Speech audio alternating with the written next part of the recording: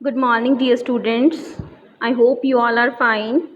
So today we are going to study about your one of the poem, The Duck and the Kangaroo. This poem is given in your book Beehive, and this poem is given along with your chapter 7, that is pecking.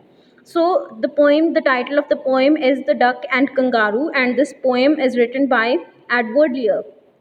And as from the name it is clear, in this poem there is a story about a duck and kangaroo. There is a conversation between a duck and kangaroo, and what was that conversation? So let us read. Said the duck to the kangaroo, "Good gracious, how you hop over the fields and the water too, as if you never would stop. My life is a bore in this nasty pond, and I long to go out in the world beyond. I wish I could hop like you," said the duck to the kangaroo. So this is your first stanza. So what is this stanza is?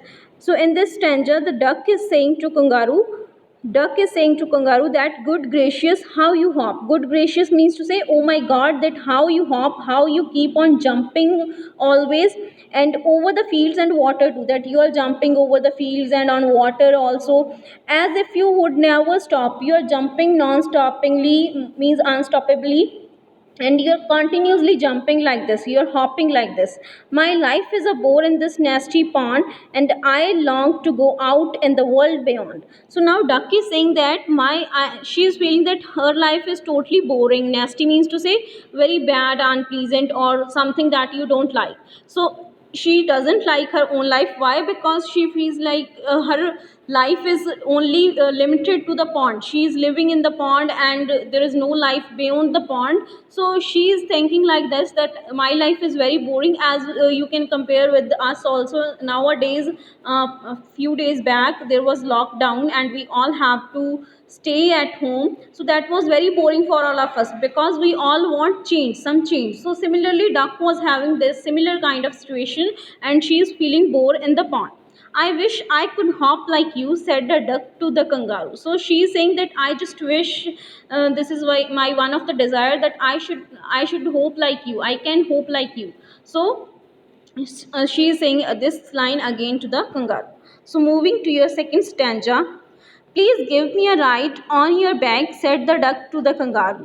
"I would sit quite still and say nothing but quack the whole of the long day through, and we go to the D and the Jelly Bolly, over the land and over the sea. Please take me a ride, or do," said the duck to the kangaroo. So in second stanza also she is again saying that, हाँ जी.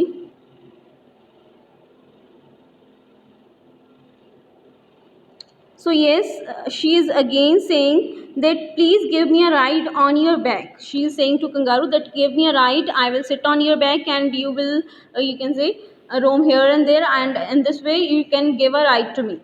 I would sit quite still." She is saying that, "I will not disturb you. I will sit quietly and say nothing but quack." She said that, "I only say quack." Quack is the sound, or you can say any kind of song that is sung by the ducks. So she is saying that, "I will say only quack and not disturb you, and the whole day long through we go to the D and Jelly Bolly." So these words, these are the name of the places, D and Jelly Bolly. She is saying that we will visit those places, but actually these places do not exist anywhere. These are just imagination of the poet. So, "Over the land and over the sea, please take me a ride, or do," said the duck to the kangaroo. So she again saying that, "Please give me a ride," and again she is saying that we will visit over the land and over the sea. So please give me a ride. So moving to your third stanza. Said the kangaroo to the duck, "This requires some little reflection. Perhaps on the whole it might bring me luck, and there seems but one objection, which is, if you will let me speak so bold, your feet are unpleasantly wet and cold, and would probably give me the rheumatism," said the kangaroo. So now kangaroo is saying that reflection here means to say thought. So he is saying this requires some little thought. We must thought about something, and he is saying that I feel lucky if I can do this for you. There is no problem, but there is one objection that I want to say. And he is saying that your feet are very wet and unpleasant, and these feet are very cold, and when you sit on me you might give me rheumatism. Now what is this rheumatism? Rheumatism actually a name of a disease. Actually here the spellings are written wrong, and poets can do this, you can say these kind of things to bring the rhythm in the poem, but actually this is the name of a disease. The actual spellings are rheumatism, rheumatism. And rheumatism is a name of disease which is related to joint pain. So basically he is saying that your wet feet or your cold feet, due to those kind of feet, I may got rheumatism, I may got joint pain. Said the ducks, moving to your fourth stanza now. Said the duck, as I sat on the rocks, I have thought over that completely, and I bought 4 pairs of worsted socks, which fit my webbed feet neatly, and to keep out the cold, I have bought a clock. And every day a cigar I will smoke, all to follow my own dear true love of a kangaroo. So now duck is saying that I also thought about these things, and I have already, you can say, searched a solution for these things. She said when I was sitting on the rocks I was thinking same. And what solution she has now? She said I have already bought 4 pairs of worsted socks. Worsted socks means to say, actually as we know that ducks are having webbed feet, and she has purchased the socks of the similar kind that fit her feet very well. So worsted socks means to say of the shape of webbed kind, and she has said that I have already bought 4 pairs of socks, and also I have bought a clock. Clock means to say shrug, top, you can say any kind of top for wearing. So she is saying that so that winter or cold weather not affect me, so I have purchased these things, and every day I you can say smoke a cigar to keep myself warm. So in this way she is saying that I care for you also, and I care for myself also, so we should go for a ride.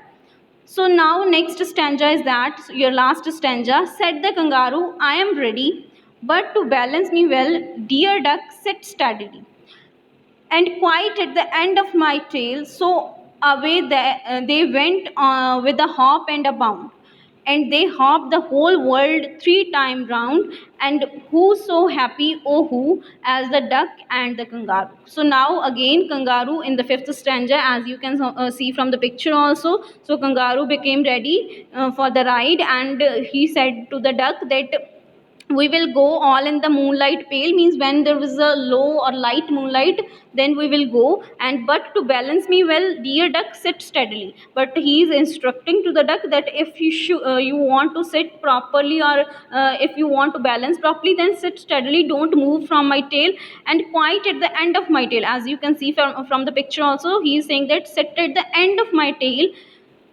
So away they went with a hop and a bound. So in this way they went for a ride, they keep on hopping, and they hopped the whole world 3 times round. And by this ride, through this ride, they take the round three, you can say round of the whole world. So how imagination, how great imagination is of the poet.